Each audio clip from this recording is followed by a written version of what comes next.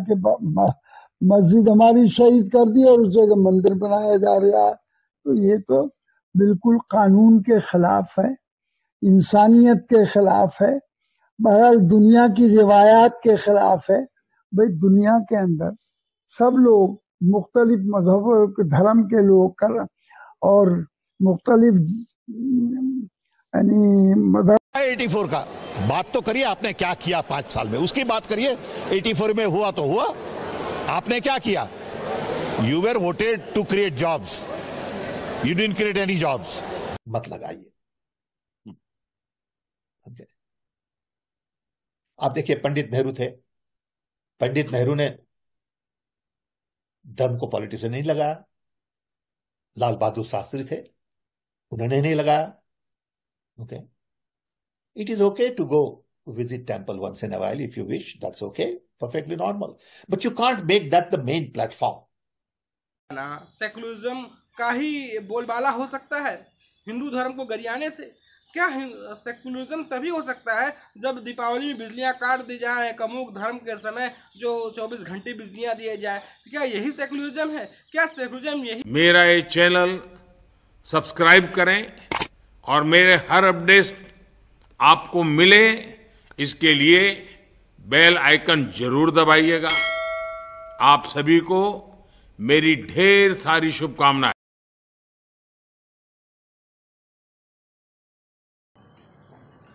नमस्कार, जय सिया राम, वंदे मातरम, हर हर महादेव। एक बार फिर आप सभी दोस्तों का आज के हमारे इस जनमानस समाचार के आज के इस एपिसोड में आपका स्वागत है। हम सभी जानते हैं कि राम मंदिर का भव्य निर्माण हो चुका है, अब चल रहा है। अब इसकी जो ओपनिंग है 22 जनवरी को तो हो ही जाएगी। दुनिया भर से लोग राम मंदिर के दर्शन करने भारत आ रहे हैं।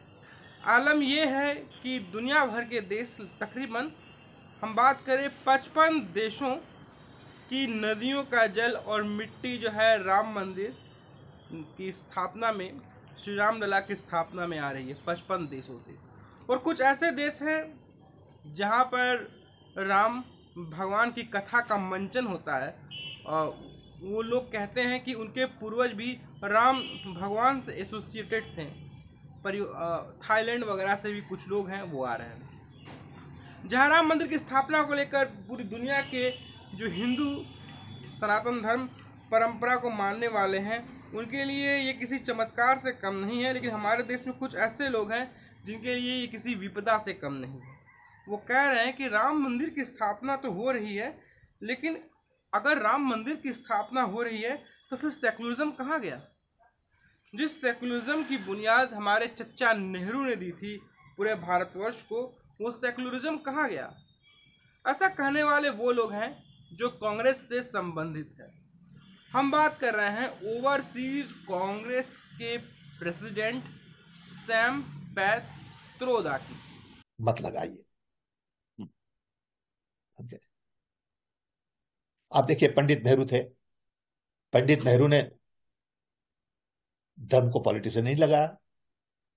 लाल बहादुर शास्त्री थे, उन्होंने नहीं लगाया। Okay, it is okay to go visit temple once in a while if you wish. That's okay, perfectly normal. But you can't make that the main platform. Sam Pitroda वही है जो किसी जमाने में कहा था हुआ सो हुआ सिख दंगों को लेकर।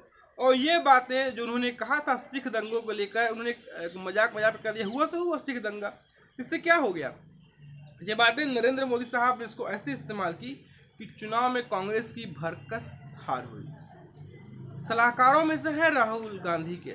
84 का बात तो करिए, आपने क्या किया 5 साल में, उसकी बात करिए। 84 में हुआ तो हुआ, आपने क्या किया? You were voted to create jobs, you didn't create any jobs. Sam Pitroda. अब सैम पैत्रोदा ने कहा है कि मोदी जी जब मंदिर जाते हैं तो उन्हें परेशानी होती है। आखिर मोदी जी एक सनातनी हिंदू हैं, सनातन धर्म को पालन करने वाले हैं, योग करते हैं और मंदिर जाते हैं। और हम बात करें चाहे वो काशी विश्वनाथ कॉरिडोर की स्थापना रही हो या फिर महाकाल कॉरिडोर की स्थापना हुई, जहाँ जहाँ सनातन धर्म और मंदिरों का जीर्णोद्धार किया गया है, वहाँ मोदी साहब गए हैं और अपने धर्म का प्रचार प्रसार किए हैं और अपने धर्म के प्रचार प्रसार में उन्होंने अपना सर्वस्व समर्पित कर दिया है। ये बातें कहने में अब बुरे नहीं है कि मोदी सरकार के शासनकाल में ही सनातन धर्म, सनातन प्रतीकों को संभालने का जो काम किया जा रहा है वो अविश्वसनीय और अकल्पनीय। लेकिन कुछ और लोग भी हैं हमारे देश में जो कहते हैं कि मंदिर और धर्म की बातें तो हो रही हैं, लेकिन कई ऐसे पौराणिक मंदिर हैं हमारे देश में जिनको आर्कियोलॉजिकल सर्वे ऑफ इंडिया या के हैं सरकार का सहयोग, लोकल बॉडी इसके सहयोग चाहिए, तो वो सहयोग नहीं मिल रही। कुछ ऐसे आर्कियोलॉजिकल सर्वे ऑफ इंडिया जैसे लोगों जुड़े हुए लोग हैं जो मंदिर का सपोर्ट नहीं मिल रहा। भाजपा भले ही मंदिर की राजनीति करती हो, लेकिन हाँ उन ऐतिहासिक मंदिरों को प्रिजर्व करने की ज़रूरत है, संभालने की ज़रूरत है, उस पर बात नहीं हो रही। बहरहाल इस पर बाद में बात करें। इस समय देश में राम मंदिर के नाम पर जो सियासत है, सियासत की कहानी है, सियासत का चरित्र है, पीड़ा है, कलेश है, उत्पीड़न है, वो 7वें आसमान पर।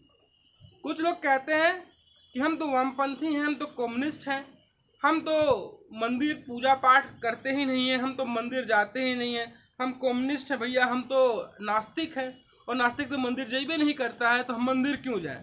उनकी नास्तिकता कम्युनिस्ट की तो समझ में आती है, भारत के प्रति भी वो नास्तिक हैं, वो तो चीन के गोद में बैठकर मजा लेने वाले हैं।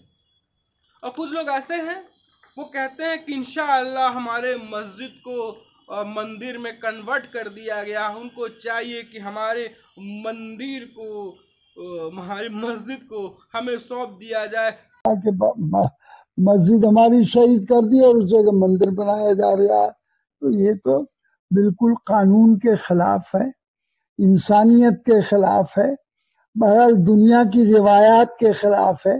भाई दुनिया के अंदर सब लोग मुख्तलिफ मजहब धर्म के लोग कर और मुख्तलिफ यानी क़यामत तक मस्जिद ही रहता है। ये कुछ सांसद हैं जो सस्ती दारू पीकर आते हैं, उनके पड़ोस में सस्ती दारू बिकती होगी, वो सस्ती दारू पोलोथीन वाली उसको पीकर रसपान करके आंखें लाल करके और इस तरह की बातें मीडिया में आकर बात करते हैं। हम बात कर रहे हैं शफीकुर रहमान बर्क, वो समाजवादी पार्टी के सांसद हैं। वो मस्जिद हमेशा मस्जिद ही रहती है ये बात कहते हैं। उनको पता होना चाहिए जिस बाबरी मस्जिद को मीर भा बनाया था मंदिर तोड़कर, वो पहले मंदिर ही था, इस बात का ख्यालात नहीं है उनका। भैया 1400 साल 1500 साल का इस्लाम का आया हुआ है, सनातन धर्म उससे पहले है, तो वो इस्लाम में ही जीते हैं। और कहते हैं कानून नियम का पालन होना चाहिए, और जो मंदिर का जो फैसला आया है वो सुप्रीम कोर्ट के निर्णय पर आया है, तो इसको लेकर वो सुप्रीम कोर्ट का निर्णय मानने को कतई तैयार नहीं है। तो शफीकुर रहमान बर्क की ये कहानी का चाल चरित्र तो नजर ही आता है। और इसके साथ एक और हैं हसन हसन करके नाम है उनका। वो कहते हैं राम राज्य की स्थापना हो रही है। भैया कहाँ राम राज्य है, कहाँ राम राज्य है? यहाँ हर कोई दुख में है, पीड़ित में है। अब राम राज्य की बात कर रहे हैं मोदी सरकार में। अब देखिए यहाँ पर मंदिर बनाया जा रहा है, राम मंदिर की स्थापना को लेकर तमाम तरह की बड़ी बड़ी बातें की जा रही। टी हसन को राम मंदिर के बनाने में भी पीड़ा है। अब दीदी को, ममता बनर्जी को भी इनविटेशन गया है, तो दीदी क्या करें, मंदिर में आए या ना आए, उन्हें इस बात की भी पीड़ा है। दीदी अगर मंदिर में आती हैं तो एक अल्पसंख्यक वोट बैंक है जिसके सहारे पश्चिम बंगाल में वो जीतती आई हैं, कहीं कहीं उनका कोप भाजक बनना जाए। तो इस कोप भाजक बनने से उनको बिल्कुल ऐतराज नहीं बनना चाहेंगी, अपना वोट बैंक तो है। हर मंदिर अलग बात है, अलतकिया तो है ना, ये सनातन धर्म का अलतकिया है जो ममता बनर्जी यहाँ अपनाते नजर आती हैं। तो ममता बनर्जी भी खुलकर नहीं बोल रही। और रही बात, हम बात करें समाजवादी पार्टी की, तो अखिलेश यादव ने बहुत खूबसूरती से बयानबाजी की। अखिलेश यादव ने कहा जब ऊपर वाले का बुलौआ आएगा तब वो जाएंगे। उन्होंने ये नहीं कहा कि वो नहीं जाएंगे, वो समझदार है, उनको पता है कि यूपी का रंग कलेवर और तेवर क्या है। उस तरह की बातें अखिलेश भैया ने कही है। और जहाँ तक लालू प्रसाद यादव की बात है, तो लालू प्रसाद यादव भैया वो तो राम रथ को रोकने वाले हैं, वो तो चाहवे नहीं करेंगे कि राम मंदिर की स्थापना हो। सेकुलरिज्म तुष्टिकरण की वोट बैंक तो कुछ हद तक जायज है ना, आखिर सेकुलरिज्म तुष्टिकरण को कैसे भुलाया जाए, वो तमाम तरह की कहानी है। अब तो हम आएगा तब वो जाएंगे। एनसीपी के शरद पवार ने कहा है कि भाजपा ने तो उन्हें इन्वाइट ही नहीं किया। अरे यार, जब भाजपा के जो कुछ मंत्री हैं, संतरी हैं, चंपत राय हैं, जो राम मंदिर न्यास ट्रस्ट के हैं, जब वो इनविटेशन देते हैं तो कुछ लोग जो आने से इनकार कर देते हैं। कांग्रेस ने बोला ही नहीं कि वो आएंगे कि नहीं आएंगे। और कांग्रेस के जो ओवरसीज कांग्रेस के अध्यक्ष हैं सैम पैत्रोदा, वो कहता है कि मोदी साहब जब मंदिर जाते हैं तो उन्हें परेशानी होती है। जो आदमी, ये सैम पैत्रोदा, सिख दंगों की आहट को, कहानी को वो हंसी मजाक में ले लेता है, सिखों के साथ हुई जाति को मजाक में ले लेता है, सिखों के साथ हुए कत्लेआम को मजाक में कहता है हुआ सो हुआ, कि वो भूल जाएं। और यही सैम पैत्रोदा उस पर कुछ नहीं बोलता है जब न्यायालय का निर्णय आ जाता है, एएसआई का निर्णय आ जाता है। तमाम न्याय, तमाम सबूत इस बात की गवाही, इस बात की तस्दीक करते हैं कि मंदिर को तोड़कर मीर बाकी ने बाबरी मस्जिद का निर्माण कराया था। सारी बातें कोर्ट कचहरी की न्याय संगत, तर्कसंगत बातें होती हैं, फिर भी उसको वह सही मानने से इनकार करता है और कहता है क्या अब हिंदू राष्ट्र होगा? क्या सेकुलरिज्म नहीं होगा? क्या हिंदू इस देश के बहुसंख्यक अपने मंदिर की उपासना करते हैं, अपने राम मंदिर जाते हैं, अपने कृष्ण मंदिर जाते हैं, अपने शिव मंदिर जाते हैं, क्या उसका पालन करना क्या सेकुलरिज्म का तिलांजलि देने जैसा है? क्या अपने धर्म को गरियाना सेकुलरिज्म का ही बोलबाला हो सकता है? हिंदू धर्म को गरियाने से क्या सेकुलरिज्म तभी हो सकता है जब दीपावली में बिजलियां काट दी जाए, कमूक धर्म के समय जो 24 घंटे बिजलियां दिए जाए, तो क्या यही सेकुलरिज्म है? क्या सेकुलरिज्म यही है कि राम के अस्तित्व पर सवाल खड़े किए जाए? सेकुलरिज्म यही है कि राम को हलफनामा और एफिडेविट दिया जाए सुप्रीम कोर्ट में और कहा जाए राम का तो कोई अस्तित्व ही नहीं है, राम का डेट ऑफ बर्थ ही तो कांग्रेस वाले नहीं निकाले थे? तो क्या यही सेकुलरिज्म है? तो भैया यही चरित्र और यही सेकुलरिज्म की कहानी जो है चचा सैम पैत्रोदा के साथ नजर आता है। सैम पैत्रोदा वही है जो राहुल गांधी की रणनीतिकारों में से रहे हैं। तो सैम पैत्रोदा ने कहा है कि पीएम मोदी मंदिर जाते हैं तो वो परेशान हो जाते हैं। विदेशी कांग्रेस के अध्यक्ष सैम पैत्रोदा ने बताया कि 2024 का एजेंडा, उन्होंने एक इंटरव्यू दिया है एजेंसी को, लोग फैसला करें कि हिंदू राष्ट्र चाहिए या सेकुलर राष्ट्र। कांग्रेस हिंदुओं से किस कदर घृणा करती है, किस तरह से अपने नेताओं द्वारा हिंदुओं के खिलाफ हवा बनाने का प्रयास करती है, इसका एक मात्र उदाहरण है चचा Sam Pitroda. Indian overseas Congress के अध्यक्ष सैम पैत्रोदा ने एजेंसी से बात करते हुए कहा कि पीएम मोदी बार बार मंदिर जाना उन्हें परेशान करता है। उन्होंने कहा कि ये अच्छी बात नहीं है कि सैम पैत्रोदा का कहना है कि आगामी लोकसभा चुनाव बेहद महत्वपूर्ण होने वाले हैं, ऐसे में पीएम मोदी को देश के बारे में भी सोचना चाहिए। क्या मोदी साहब देश के बारे में सोचने का मतलब यह है क्या मोदी साहब को मंदिर जाना कम कर देना चाहिए? क्या उन्हें अब अपने धार्मिक रीति रिवाजों का पालन बंद कर देना चाहिए? क्या यही बातें हैं सैम पैत्रोदा कहना चाहते हैं कि पीएम मोदी को सोचना चाहिए? सैम पैत्रोदा आगे कहता है, वो यहीं रुकता नहीं है, ये पूरा देश में राम मंदिर पर लटका हुआ है, ये वास्तव में परेशान करने वाली बात है। भैया 150 वर्ष के संघर्ष के बाद, 150 वर्ष के अथाह संघर्ष के बाद, खून बहने के बाद यहाँ राम मंदिर का स्थापना हो रहा है। तबे लंपट तुमको क्यों दर्द हो रहा है बे? कई ऐसे महान वीर रहे हैं, हम बात करें कई ऐसे लोग रहे हैं जिनके परिवार वाले शहीद हो गए इस राम मंदिर की स्थापना को लेकर, इस राम मंदिर के मन में भावना को लेकर। कोठारी बंधु, उनके बारे में ये बात नहीं करेंगे। उन्होंने कहा कि कांग्रेस को भगवान राम से जो दिक्कत होती थी उसका प्रदर्शन खुलेआम हो गया है। मतलब कांग्रेस को कहीं ना कहीं भगवान श्री राम, मर्यादा पुरुषोत्तम श्री राम से दिक्कत तो थी, तभी तो ये बात कर रहा है कि राम के नाम से जो कांग्रेस को दिक्कत थी उसका धीरे धीरे खुलासा होने लग गया है। मुझे किसी भी धर्म से कोई दिक्कत नहीं, कभी कभार मंदिर के दर्शन के लिए जाना ठीक है, लेकिन आप उसे मुख्य मंच पर नहीं बना सकते। सिर्फ 40% लोग भाजपा को वोट देते हैं, 60% लोग भाजपा को वोट नहीं देते। वो किसी के प्रधानमंत्री बने या ना बने, वो किसी के प्रधानमंत्री नहीं है, वो देश के प्रधानमंत्री हैं, किसी पार्टी के प्रधानमंत्री नहीं है। यही संदेश भारत के लोग प्रधानमंत्री से चाहते। रोजगार के बारे में बात करें, मुद्रास्फीति के बारे में बात करें, विज्ञान और प्रौद्योगिकी और चुनौतियों के बारे में बात करें, उन्हें तय करना होगा कि असली मुद्दे क्या हैं। क्या राम मंदिर ही असली मुद्दा है? महंगाई असली मुद्दा है? क्या राम मंदिर असली मुद्दा है? या दिल्ली में वायु प्रदूषण असली मुद्दा है? इस तरह की बातें सैम पेत्रोदा बोल रहे हैं। सैम पेत्रोदा को समझना चाहिए कांग्रेस के शासनकाल में तब मुद्रास्फीति की बात क्यों नहीं की गई। कांग्रेस के शासनकाल में गंगा प्रदूषण गंगा एक्शन प्लान बनाया गया, तब से लेकर आज तक हम नमामि गंगे तक गंगा साफ नहीं हुई, तब क्यों नहीं सोचा गया। कांग्रेस जमाने में बोफोर्स तोप हो गए, CWG हो गया कांग्रेस के शासनकाल में, तब CWG क्यों सोचा गया। हम टेट्रा घोटाले हुए और ताबूत घोटाले हुए कांग्रेस के शासनकाल में, 2G हुआ, जीजाजी हुआ, ये तमाम तरह की स्कैम वाली कहानी। और कांग्रेस के ही कुछ रिश्तेदार हैं, पार्टी के लाइन्सदार हैं, जो लैंड फॉर जॉब स्कैम है, तब उस पर कांग्रेस द्वारा क्यों नहीं सोचा गया। तो भाई कहीं ना कहीं तो सोचना पड़ेगा ना। कांग्रेस के हिंदुओं की किस कदर घृणा करती है, इसका अपने नेताओं द्वारा हिंदुओं के खिलाफ हवा बनाने का प्रयास करती है, उसका एक उदाहरण सैम पेत्रोदा तो है ही। इस तरह की बातें तो इन्होंने की ही। इंडियन ओवरसीज कांग्रेस के सैम पेत्रोदा ने कहा कि 2024 चुनाव भारत के भविष्य के लिए हमें भारतीयों को तय करना होगा कि कैसा राष्ट्र बनना है, हिंदू राष्ट्र बनना है या समावेशी और स्थिर राष्ट्र बनाना है। इस तरह की बातें ये कह रहे हैं। सैम पेत्रोदा को कांग्रेस समर्थकों द्वारा IT क्रांति के अगुआ के तौर पर भी माना जाता है। उन्हें कांग्रेस की UPA सरकार ने साल 2009 में पद्म भूषण सम्मान से सम्मानित किया था।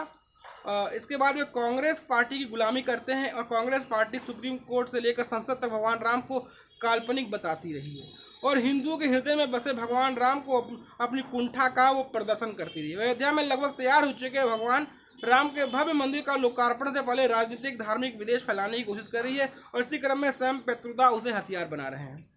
सैम पेत्रोदा सक्रिय तौर पर राजनीति में नहीं है।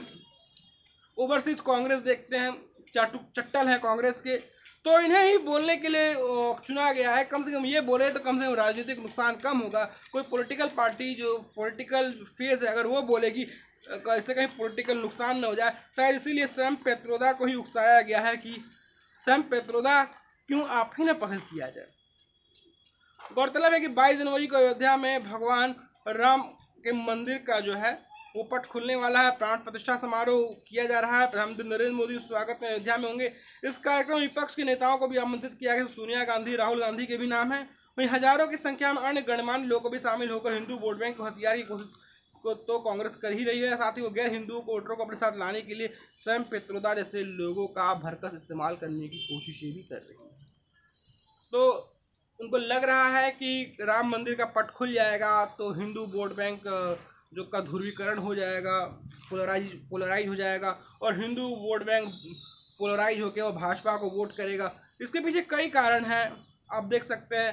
श्री राम लला का मंदिर बनकर तैयार हो गया, काशी विश्वनाथ कॉरिडोर बनकर तैयार हो गया, फिर हम बात करें फिर उज्जैन का जो महाकाल कॉरिडोर है वो तैयार हो गया। इस तरह की चीज़ें देखकर उन्हें लगता है कि सारी बातें हिंदू धर्म पर है और सनातन हिंदुओं के तो मंदिरों को किस प्रकार तोड़ा गया, सनातन धर्म के मंदिरों को सरकारी संपत्ति बना दी गई, सरकारी नियंत्रण में लोगों को बैठा दिया गया और उससे धन कमाए जा रहे हैं, वो अल्पसंख्यकों के विकास और उत्थान में खर्च किए जा रहे हैं। ऐसा है कि सरकारी मंदिरों से जो धन आ रहा है और सरकारी नियंत्रण में आ रहा है, उस धन को सामाजिक विकास और उत्थान के लिए खर्च किया जा रहा है।